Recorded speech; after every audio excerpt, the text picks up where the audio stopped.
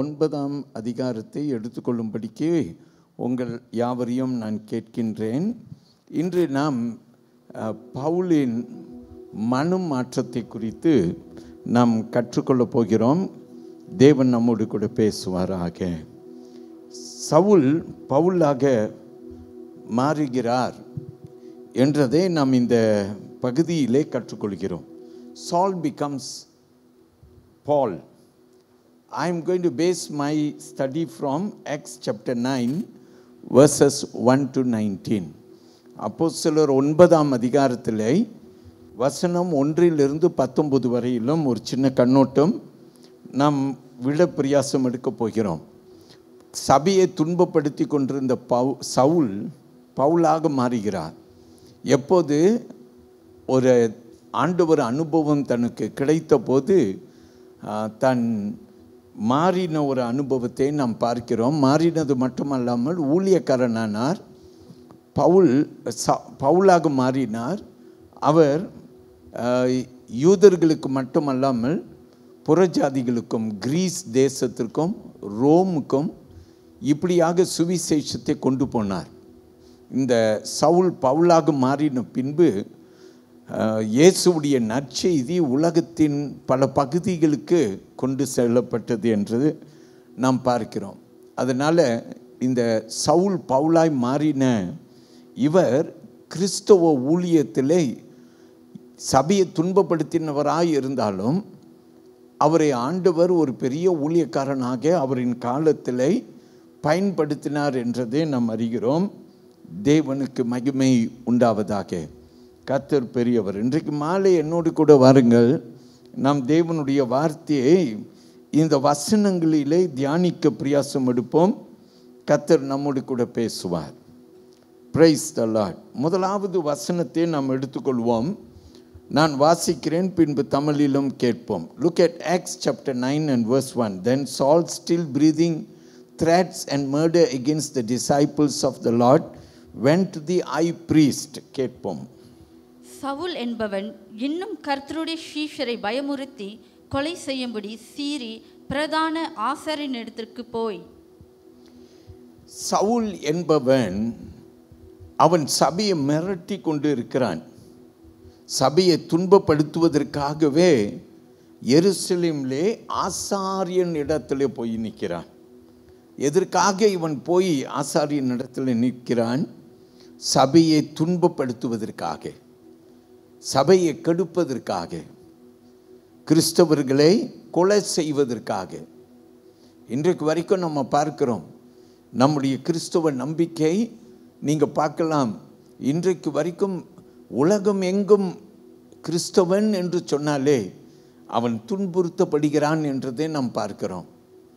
In every part of the world you can see Christians being persecuted. Not only then, but till today we see Christians being persecuted. ஆனால் அதே சமயத்தில் நாம் என்ன கற்றுக்கொள்கிறோம்? சபை எவ்வளோ துன்பப்படுகிறதோ அவ்வளவுக்கு அவ்வளோ சபை வளரத்தான் செய்கிறது. The more the church is persecuted, the more the church flourishes or the church grows. இதை நாம் வரலாறிலே நாம் அறிந்திருக்கிறோம். சபை துன்பப்படுத்தப்படுகிற காலத்திலே வளர ஆரம்பிக்கிறது. எல்லாம் நல்லா இருக்கும் போது சபை வளர்ந்ததாய் நாம் கேள்விப்படலை. துன்புறுத்தப்படும் போது ஒரு தனிப்பட்ட விசுவாசியை கூட நீங்கள் பாருங்கள், அவன் துன்புறுத்தப்படும் போது அவன் விசுவாசம் பலப்படும். நிறைய பிரச்சனைகள் நமக்கு வரும்போது நம்ம ஆண்டவர்கிட்ட நெருங்கும் பிரயாசம் வரும். அல்லேலூயா. ஸோ அதனால் நம்ம என்ன கற்றுக்கொள்கிறோம் என்றால், சவுல் என்ற பெயர் கொண்டவன் அவன் சபையை துன்பப்படுத்தும்படிக்கு அவன் ஆசாரியன் இடத்திலே அவன் போய் அவன் அதிகாரம் பெறுவதற்கு நிற்கிறான். அல்லேலூயா.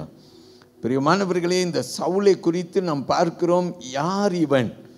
இவனை குறித்து நீங்களும் நானும் பார்த்தா தர்சூஸை சார்ந்த சவுல் என்று நாம் பார்க்கிறோம். தர்சூஸ் என்றதை நீங்கள் போய் ஆராய்ச்சி செய்து பார்க்கணுன்னா, சவுல் என்பவன் ஒரு யூதனாய் இருந்தாலும் தர்சூஸ் என்பது ஒரு யூத தேசம் அல்ல.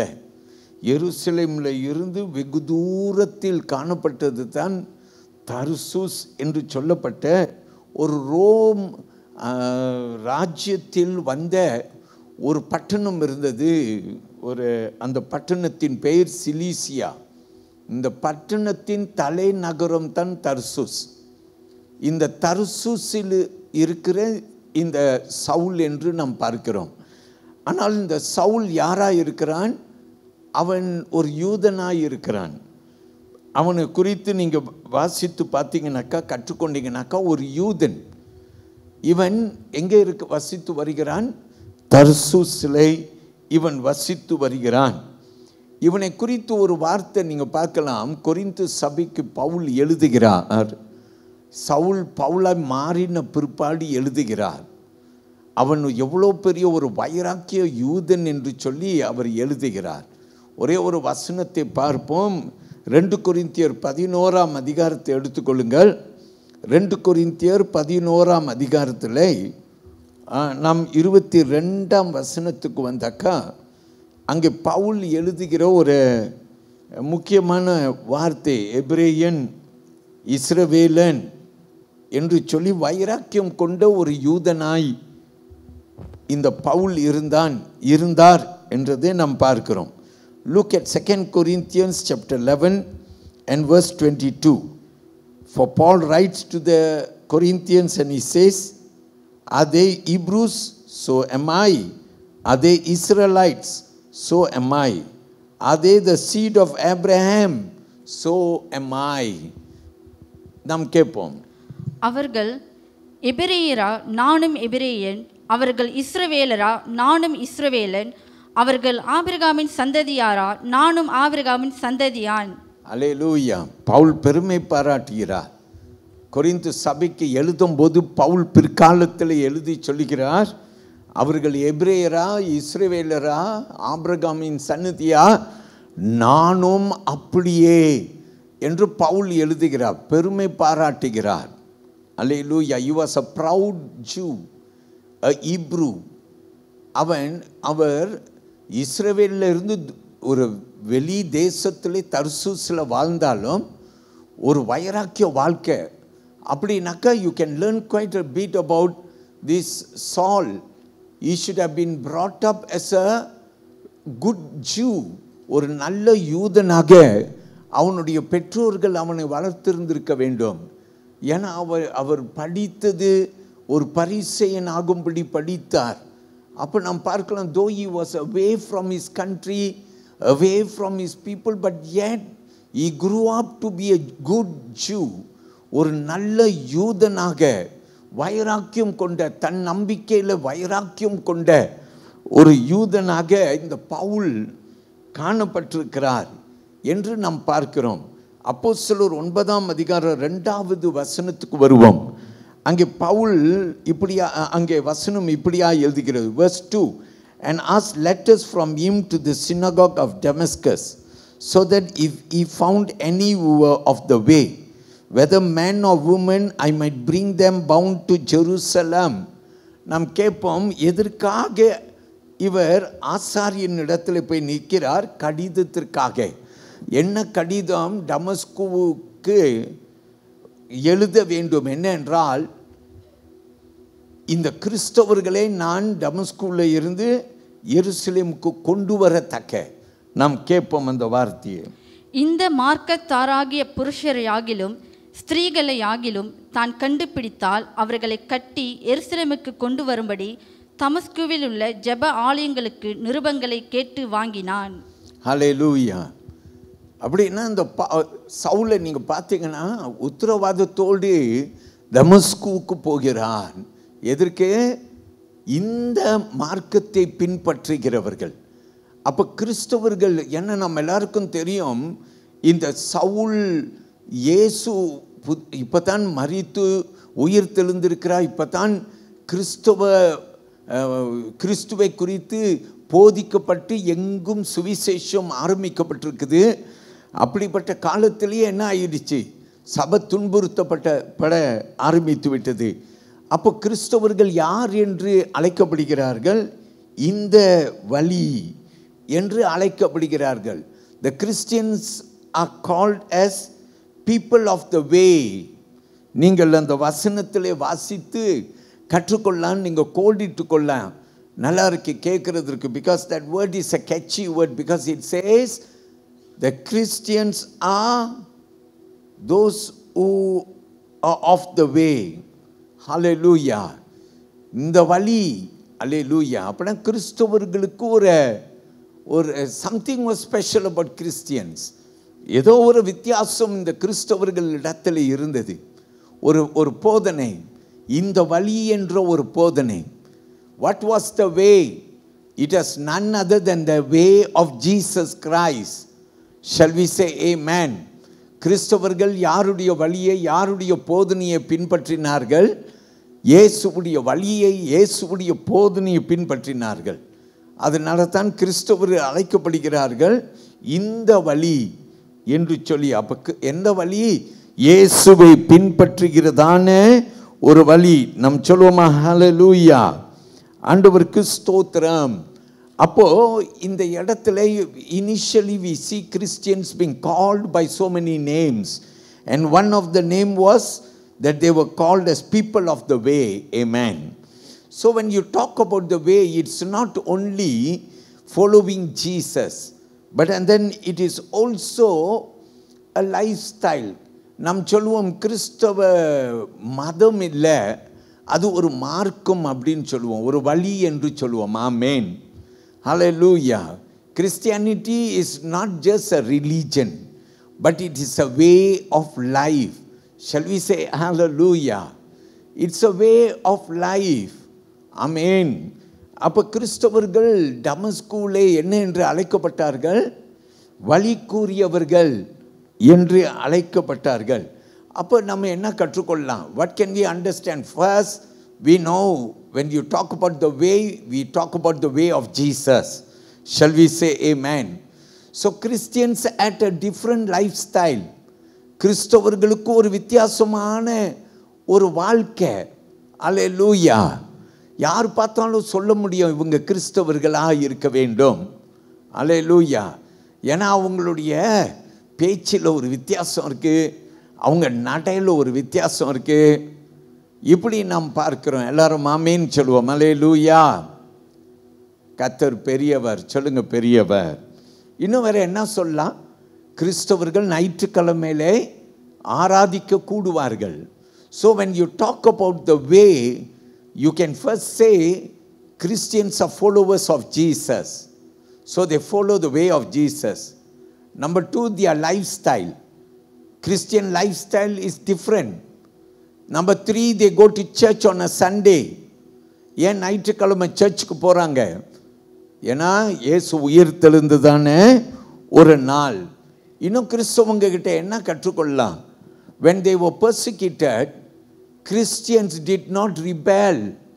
கிறிஸ்தவர்கள் துன்புறுத்தப்படும் போது அவர்கள் விரோதித்து பகைத்து எழும்பல. யாரெல்லாம் அவர்களை துன்பப்படுத்தினார்களோ அவர்களை நேசித்தார்கள். அல்லேலூயா. Those who persecuted, they loved. இப்போ கொஞ்ச நாளைக்கு முன்ன ஆஸ்திரேலியாவில் மாறி மாறி இமானுவேல் பாஸ்டரை கொலை செய்யும்படி ஒரு வாலிபன் பிரசங்கம் பண்ணிட்டு இருந்தவரை போய் கொலை செய்ய முன்னுக்கு துணிந்தான். ஆண்டவருக்கு ஸ்தோத்திரம். அவர் மரித்து போல. ஆனால் உடனே அவரை குறித்து சொல்லப்படுது, அவர் குத்தப்பட்டிருந்தாலும் கூட அவர் போய் அவன் மேலே கை வைத்து ஜெபம் பண்ணி ஐ ஃபர்கிவ் யூன்னு சொல்லிட்டு போனாரா. தென் மச் லேட்டர் அவர் சுகம் பெற்ற பிற்பாடு ஒரு கண் காயத்தோடு அவர் தேவ சமூகத்தில் நின்று பிரசங்கம் பண்ணுறார். திரும்பி பிரசங்கத்தில் சொல்கிறார், I forgive you brother. Hallelujah. என்னன்னு சொல்கிறாரு? பிரதர்ன்றாரு, ஃபர்கிவ்ன்றாரு. கிறிஸ்தவர்களுக்கு இருக்கிற ஒரு வித்தியாசம். Hallelujah. Christians are different compared to all other people. Hallelujah. Because they follow Jesus. Shall we say amen? They have a lifestyle which is different. They go to church on a Sunday. Those who persecute, they do not in rebel to persecute, but they show it in love. Hallelujah. அன்புல வெளிப்படுத்துகிறார்கள். நம்ம எவ்வளவு துன்பப்படுத்தினாலும் அவன் நம்ம நேசிக்கிறான். ஆச்சரியமா இருக்கு. அல்லேலூயா. அதான் யார்? ஒரு கிறிஸ்தவன். அல்லேலூயா. அன்புல சிறந்தவன். So I was excited to see that word. அந்த வார்த்தை அல்லேலூயா வசனம் 2ல சொல்லுகிறது. இப்ப சவுல் என்பவன் கிறிஸ்தவர்களை டமஸ்குவை துன்பப்படுத்த போகிறான். ஆனால் டமஸ்குவிலே அந்த மார்க்கம், அந்த வழியில் இருக்கிறவர்களை நான் கொண்டு வர போகிறேன் அப்படின்று சவுல் அங்கே கடிதம் பெறுகிறதை நாம் பார்க்கிறோம். 3வது வசனத்துக்கு வருவோம். Look at verse 3. And as he journeyed, he came near Damascus, and suddenly a light shone around him from heaven. இப்போ நாம் பார்ப்போம், இவன் என்ன நோக்கத்தோடு டமஸ்கு போறான்? கிறிஸ்தவர்களை துன்பப்படுத்த போகிறான். ஆனால் வேத வசனம் நமக்கு சொல்லுகிறது, சடுதியிலே அங்கே என்ன உண்டானது? ஒரு ஒளி வானத்தில் இருந்து தோன்றினது. நாம் கேட்போம் அந்த வார்த்தையை. அவன் பிரயாணமாய் போய் தமஸ்குவுக்கு சமீபித்த போது சடிதியிலே வானத்திலிருந்து ஒரு ஒளி அவனை சுற்றி பிரகாசித்தது. வானத்தில் இருந்து ஒரு ஒளி அவனை சுத்தி பிரகாசித்தது. வலது கையை உயர்த்தி கர்த்தரை மகிமைப்படுத்துங்கள். அல்லேலூயா. ஒரு வானத்தில் இருந்து ஒரு ஒளி. அது என்ன ஒளி? அல்லேலூயா. It is a light that shone around him. That's what the Bible says. Shall we say praise the Lord? The Bible plainly says it is a light from heaven. வானத்தில் இருந்து ஒரு ஒளி அவன் மேலே அவனை சுற்றி பிரகாசித்தது என்று வேத வசனம் நமக்கு சொல்லுகிறது. அல்லேலூயா. கர்த்தருக்கு மகிமை உண்டாவதாக. தேவன் பெரியவர். Beautiful experience. He is going on his way to persecute. His number one plan was to persecute Christians. கிறிஸ்தவர்களை துன்பப்படுத்தவே இவன் என்ன செய்கிறான்? டமஸ்குவுக்கு போய் கொண்டிருக்கிறான். இவன் போகிற வழியிலே திடீரென்று ஆண்டவர் அவனை சந்திக்கிறார். அல்லேலூயா. ஆண்டவர் யாரையும் எந்த நேரத்திலையும் சந்திப்பார். யாரையும் அவர் சந்திக்கக்கூடிய ஒரு ஆண்டவர். வலது கையை உயர்த்தி நம்ம எல்லாரும் சொல்லுவோம் அல்லேலூயா. கர்த்தருக்கு மகிமை உண்டாவதாக. ஆண்டவர் சந்திக்கிற ஒரு தேவன். அல்லேலூயா. இந்த அனுபவத்தை பவுல் அவர் பின்பு அங்கே வசனங்களிலே எழுதப்படுகிறதே நாம் பார்க்கிறோம். என் கூட எடுத்துக்கொள்ளுங்க. அப்போஸ்தலர் 22ஆம் அதிகாரத்தில் நாம் பார்க்கலாம். அப்போஸ்தலர் 22ஆம் அதிகாரத்தில் 4ஆம் வசனத்துக்கு வாருங்கள். Come with me to Acts of the Apostle chapter 22 and verse 4.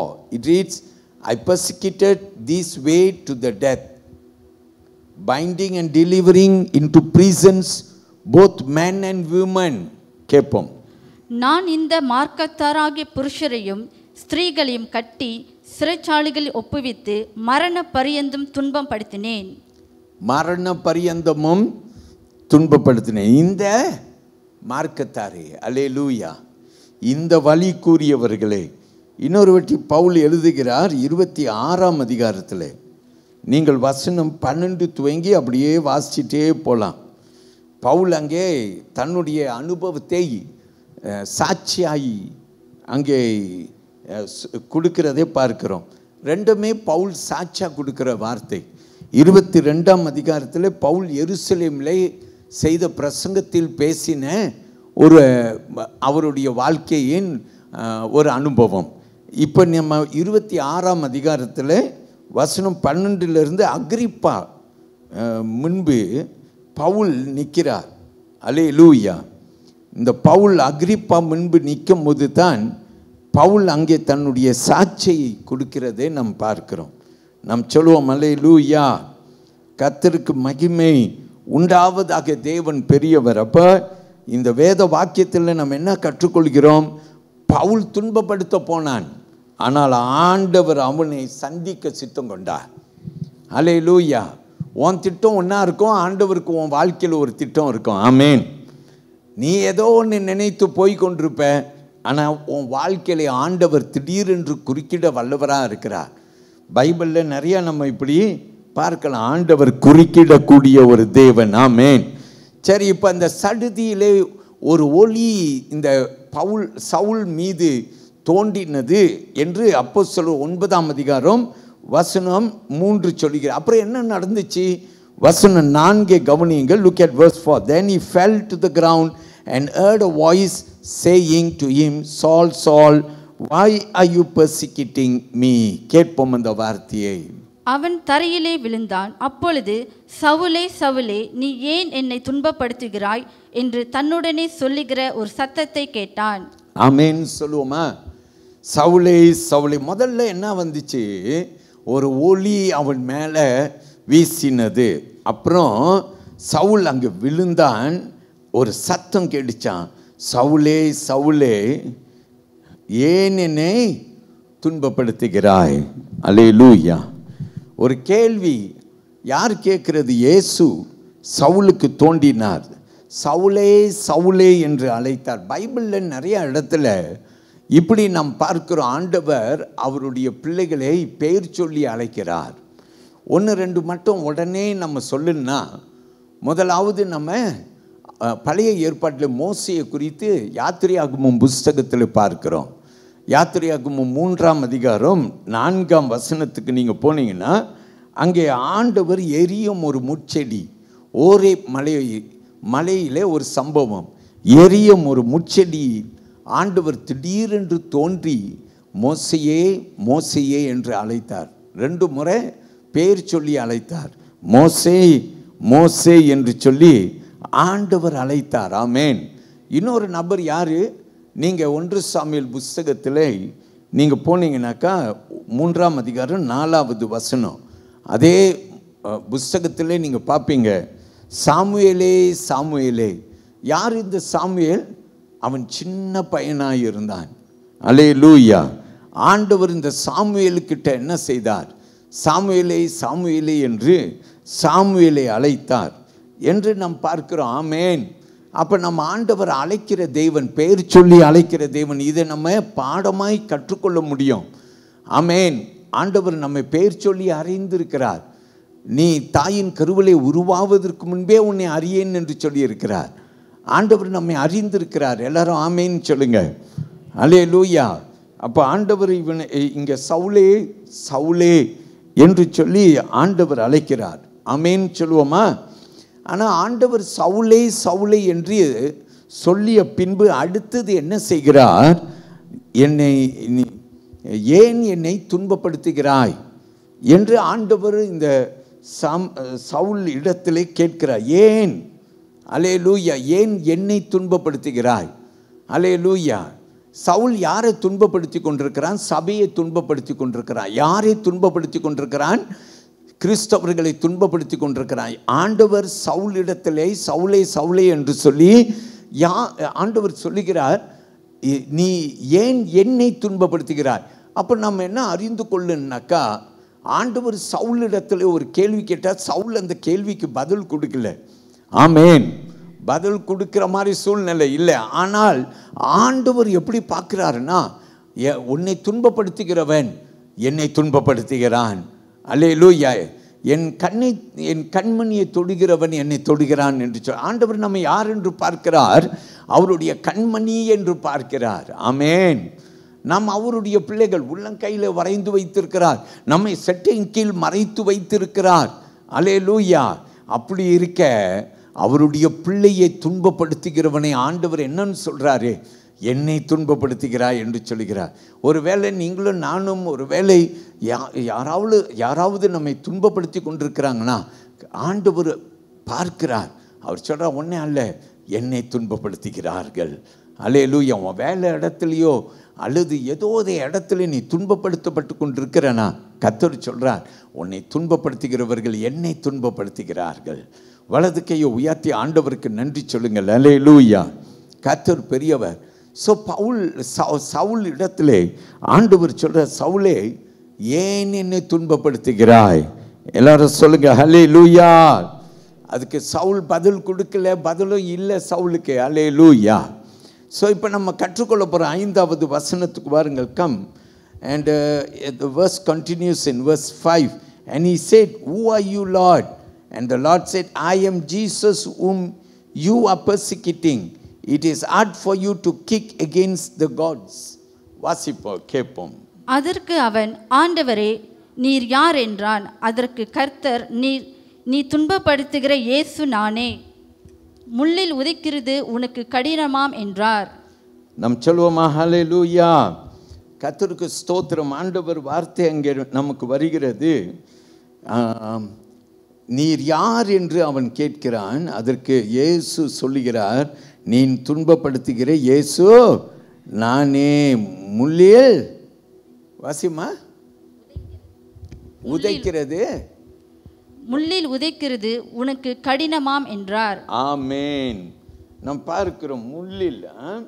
It says in English, it is hard for you to kick against the goats. Shall we say amen? சரியா? அந்த வசனம் இதை நம்ம என்னன்னு பார்க்கிறோம்னாக்கா, காளை மாடு இருக்க, இந்த காளை மாடு அது உழுவும் போது அதை என்ன செய்வார்கள் என்றால், ஒரு தூண் போல அல்லது ஒரு குச்சி வைத்திருப்பார்கள். அது முன்புறத்திலே கூர்மையாக இருக்கும். அது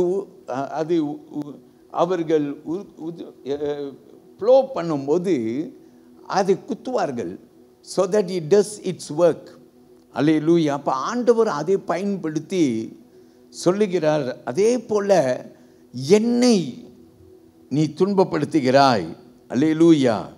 அது உனக்கு தான் கஷ்டம்ன்ற ஆண்டவர் அவனிடத்தில் உரைக்கிற வார்த்தையை நாம் பார்க்கிறோம். அல்லேலூயா, அல்லேலூயா. ஆண்டவருக்கு ஸ்தோத்திரம். பிரியமானவர்களே, தேவன் பெரியவராக இருப்பாராக. அப்போ இங்கே வார்த்தையில் நாம் கற்றுக்கொள்ள போகிறோம். ஆண்டவர் என்ன அந்த வசனத்திலே சவுலுக்கு சொல்லுகிறார். சரியா? நான் இயேசு என்று சொல்லுகிறார். நீ துன்பப்படுத்துகிற இயேசு நானே என்று ஆண்டவர் சொல்லுகிறார். நாம் சொல்லுவோமா? ஹல்லேலூயா. ஆண்டவருக்கு ஸ்தோத்திரம். இந்த இடத்துல நிறைய ஊழியக்காரவங்க என்ன தெரியுமா சொல்கிறாங்க, இந்த சவுலுடைய வாழ்க்கையிலே ஆண்டவர் அந்த நாள் ஆரம்பித்தார் என்று அல்ல. சவுலுடைய வாழ்க்கையிலே ஆண்டவர் ஏற்கனவே கிரியை செய்ய ஆரம்பித்து விட்டார். நீங்கள் பார்க்கலாம் பாருங்க, உங்கள் வாழ்க்கையிலே உங்களுக்கு ஒரு இயேசுவை ஏற்றுக்கொண்ட அந்த மனம் மாறின ஒரு அனுபவம் இருக்குது இல்லையா? அந்த நாளை யோசித்து பாருங்க. அது ஒரு நாளில் நடந்த ஒரு சம்பவம் இல்லை.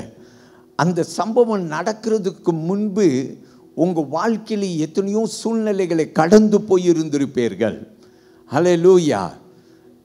Before a conversion takes place, though the conversion takes place today, now, but yet before it takes place, God is already working in your life. Shall we say amen?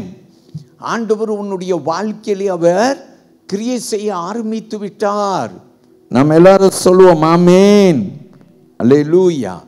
கர்த்தருக்கு மகிமை செலுத்துவோம். அப்போ இந்த இடத்துல, இந்த வசனத்தில், இந்த 5ஆம் வசனத்தில் சொல்லப்படுகிறது, இந்த when you read this verse 5, you can come to this feeling that God has already begun his good work in Saul.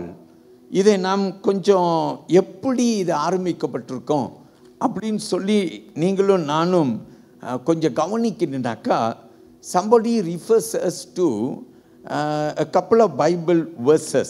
ஒரு சில வேத வசனத்திற்கு சிலர் நம்மை கொண்டு போகிறதை நாம் பார்க்கிறோம். என் கூட ஒரு வேத வசனத்துக்கு வாங்க. அப்போஸ்தலர் 5ஆம் அதிகாரத்திற்கு வாருங்கள்.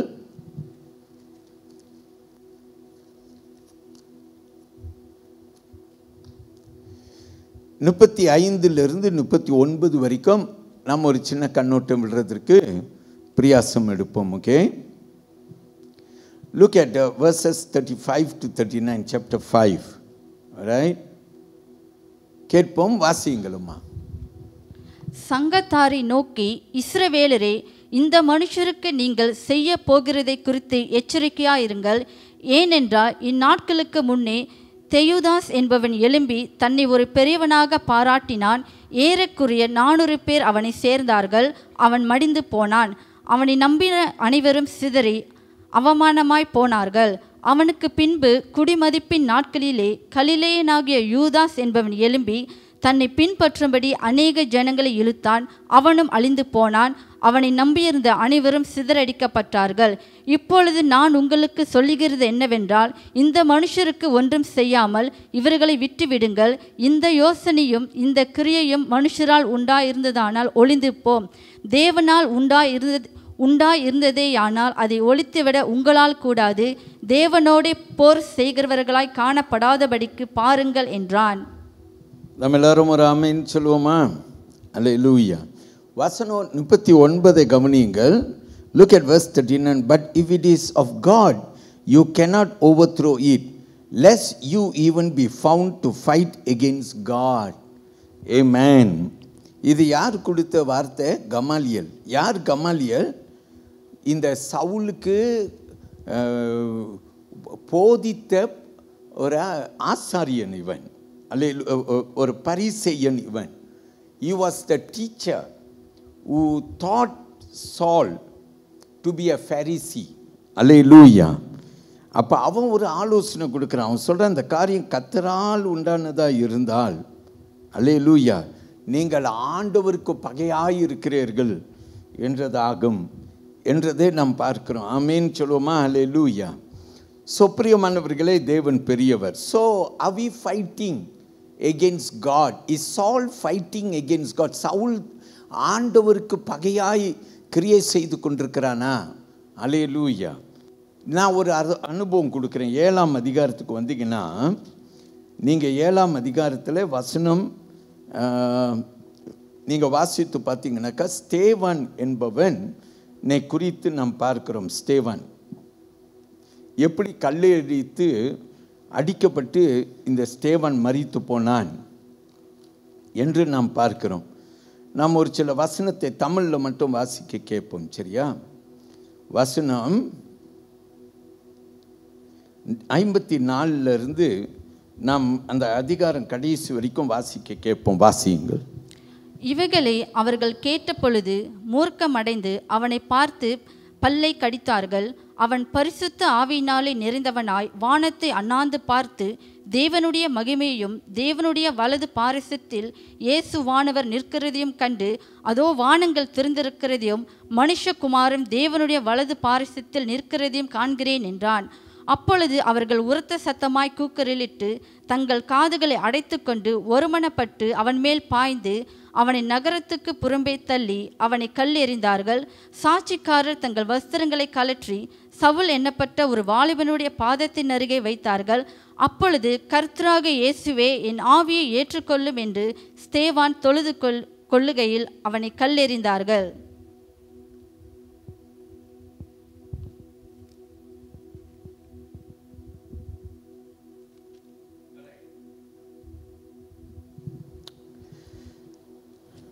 நாம் இங்கே பார்க்கிறோம், அவனை கல் எடுத்து அடித்து சாகடித்தார். Look at verse 59 and 60.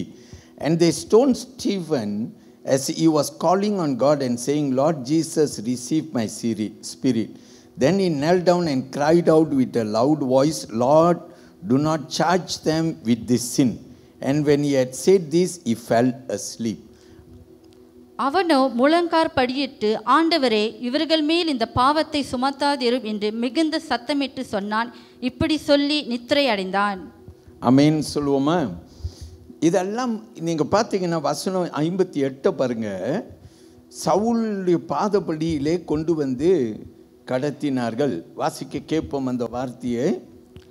அவனை நகரத்திற்கு புறம்பே தள்ளி அவனை கல் எறிந்தார்கள். சாட்சிக்காரர் தங்கள் வஸ்திரங்களை கலற்றி சவுல் எண்ணப்பட்ட ஒரு வாலிபனுடைய பாதத்தின் அருகே வைத்தார்கள். அல்லேலூயா. பார்த்தீங்களா? இந்த சவுல் ஸ்தேவான் செத்து போகும்போது இவன் அங்கே இருந்தான். அப்போ இவன் கேட்டான். அல்லேலூயா. ஸ்தேவான் கதறின வார்த்தை, அவன் விழுந்து செத்தது எல்லாமே அவன் பார்த்தான். அல்லேலூயா. அதனால தான் சொல்லப்படுகிறது, முள்ளில் உதிப்பது உனக்கு கடினம். ஆமேன். எங்கே? அப்போஸ்தலர் 9ஆம் அதிகாரத்தில் 5வது வசனத்திலே நாம் கற்றுக்கொள்கிறோம். இப்போ ஆண்டவர் இந்த சவுல் வாழ்க்கையில் குறுக்கிட்டபடியினாலே வசனம் நமக்கு சொல்லுகிறது, அவன் நடுங்கி, பிரியமானவர்களே வாசிக்க கேட்போம். Look at verse 6. So he, trembling and astonished, said, Lord, what do you want me to do? And the Lord said to him, Rise and go into the city, and you will be told what you must do. Amen. கேட்போம். அவன் நடுங்கி திகைத்து, ஆண்டவரே, நான் என்ன செய்ய சித்தமாய் இருக்கிறீர் என்றான். அதற்கு கர்த்தர், நீ எழுந்து பட்டணத்துக்குள்ளே போ, நீ செய்ய வேண்டியது அங்கே உனக்கு சொல்லப்படும் என்றார். நம்ம எல்லாரும் ஒரு ஆமீன் சொல்லுவோமா? ஹல்லேலூயா. பிரியமானவர்களே, ஆண்டவர் இவர் வாழ்க்கையில் குறுக்கிட்டார். நீ போ, உனக்கு சொல்லப்படும். சவுல் எழுந்து அவன் போனான் என்று சொல்லி நாம் பார்க்கிறோம். பிரியமானவர்களே, அவன் கண்களை ஆண்டவர் மறைத்தார். ஆண்டவர் அவன் வாழ்க்கையில் குறுக்கிட்டார். அதனால வேத வசனத்திலே நாம் கற்றுக்கொள்கிறோம், அன்றைக்கு ஒரு மாற்றம் இந்த சவுலுடைய வாழ்க்கையிலே வர தொடங்கினது. இன்னும் ஒரு காரியத்தை நான் சுட்டி காட்டுகிறேன். மறுபக்கத்திலே ஆண்டவர் டமஸ்குவிலே அனனியா என்று சொல்லப்படுகிற ஒரு ஊழியக்காரனை வைத்திருக்கிறார். அல்லேலூயா. வசனம் 10க்கு வருவோம், வாசிக்க கேட்போம். தமஸ்குவிலே அனனியா என்னும் பேருள்ள ஒரு சீஷன் இருந்தான். அவனுக்கு கர்த்தர் தரிசனமாகி, அனானியாவே என்றார். அவன், ஆண்டவரே, இதோ அடியேன் என்றான். ஆமீன் சொல்லுவோமா? ஆண்டவருக்கு ஸ்தோத்திரம். அனனியா இடத்திலே ஆண்டவர் மறுபக்கத்திலே கிரியை செய்தார். யாரை ரட்சிக்கிறதற்கு? சவுலை ரட்சிக்கிறதற்கு. ஹல்லேலூயா. ஆண்டவர் இவனுக்கு என்ன சொன்னார்? எழுந்து நீ போ, வாசிக்க கேட்போம். வசனம் 11, 12 வாசிக்க கேட்போம். அப்பொழுது கர்த்தர், நீ எழுந்து நேர்த்தெருவு எண்ணப்பட்ட தெருவுக்கு போய் யூதாவின் வீட்டிலே தர்சு பட்டணத்தனாகிய சவுல் என்னும் பேருள்ள ஒருவனை தேடு. அவன் இப்பொழுது ஜெபம் பண்ணுகிறான். அனானியா என்னும் பேருள்ள ஒரு மனுஷன் தன்னிடத்தில் வரவும் தான் பார்வை அடையும்படி தன்மேல் கை வைக்கவும் தரிசனம் கண்டான் என்றார். எல்லாரும் ஆமீன் சொல்லுங்க. அனனியா சொல்றாரு, ஐயோ, அவனை குறித்து நிறைய கேள்விப்பட்டிருக்கிறோமே, அவன் கிறிஸ்தவர்களை துன்பப்படுத்தல்லவா வந்திருக்கிறான். வசனம் 13 பார்க்கிறோம். ஆனால் ஆண்டவர் சொல்லுகிறார், வசனம் 15, 16 கேட்போம். அதற்கு கர்த்தர், நீ போ, அவன் புறஜாதிகளுக்கும் ராஜாக்களுக்கும் இஸ்ரவேல் புத்திரருக்கும் என்னுடைய நாமத்தை அறிவிக்கிறதற்காக நான் தெரிந்து கொண்ட பாத்திரமாய் இருக்கிறான். அவன் என்னுடைய நாமத்து நிமித்தம் எவ்வளவாய் பாடுபட வேண்டும் என்பதை நான் அவனுக்கு காண்பிப்பேன் என்றார். எல்லாரும் ஆமீன் சொல்லுங்க. கர்த்தர் பெரியவர். அதே போல இந்த அனனியா என்ன செய்கிறார்? வசனம் 17 சொல்லுகிறது, அவன் போய் அவன் இருக்கிற இடத்துல அவன் மேலே கையை வைத்து என்ன என்று அழைக்கிறார்? வசனத்தை நீங்கள் பார்த்தீங்கன்னா சகோதரன் என்று அழைக்கிறார். கேட்போம், அந்த வார்த்தையோடு நாம் ஜெபிப்போம், கேட்போம். அப்பொழுது அனனியா போய் வீட்டுக்குள் பிரவேசித்து அவன் மேல் கையை வைத்து, சகோதரனாகிய சவுலே, நீ வந்த வழியிலே உனக்கு தரிசனமான இயேசுவாகிய கர்த்தர் நீர் பார்வை அடையும்படிக்கும் பரிசுத்த ஆவியினாலே நிரப்பப்படும்படிக்கும் என்னை அனுப்பினார் என்றான். நம்ம எல்லாரும் ஆமீன் சொல்லுவோம். கர்த்தர் பெரியவர். அனனியா, நீங்கள் அதுக்கு பிற்பாடு பார்த்தீங்கன்னா வேறு எங்கேயும் பார்க்க முடியாது பைபிளில். ஆண்டவர் இந்த ஒரே ஒரு குறிப்பிட்ட காரியத்திற்கென்று அனனியாவை தேர்ந்தெடுத்தார். ஆமேன். பயன்படுத்தினார். அனனியா பயன்பற்றான். நான் போக மாட்டேன்னு சொல்ல, ஐயோ துன்பப்படுத்துவான், அல்லேலூயா, இல்லை. அனனியா தேவ வார்த்தைக்கு கீழ்ப்படிந்து போனான். கர்த்தரும் அவர் கிரியை செய்தார். நம்ம எல்லாரும் ஆமேன் சொல்லுவோம். பிரியமானவர்களே, ஒவ்வொரு வாழ்க்கையிலையும் கர்த்தர் கிரியை செய்ய வல்லவராக இருக்கிறார். இன்னைக்கு மாலை தேவன் உங்களை ஆசீர்வதிப்பாராக. நம்ம எல்லாரும் எழுந்து நிற்போம். ஒரு பாடல் பாட போகிறோம். நம் ஆண்டவருக்கு காணிக்கை செலுத்துவதற்கு முன்பு வாருங்கள், ஒரு பாடலை பாடி தேவனை நாம் யாவரும் மகிமைப்படுத்துவோம்.